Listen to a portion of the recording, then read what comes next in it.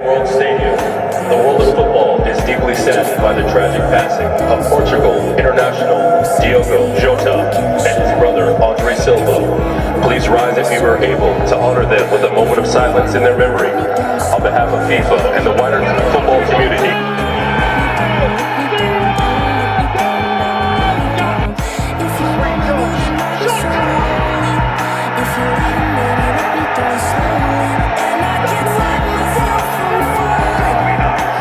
Desperate after this, here comes Jota trying to drive his way forward, and he's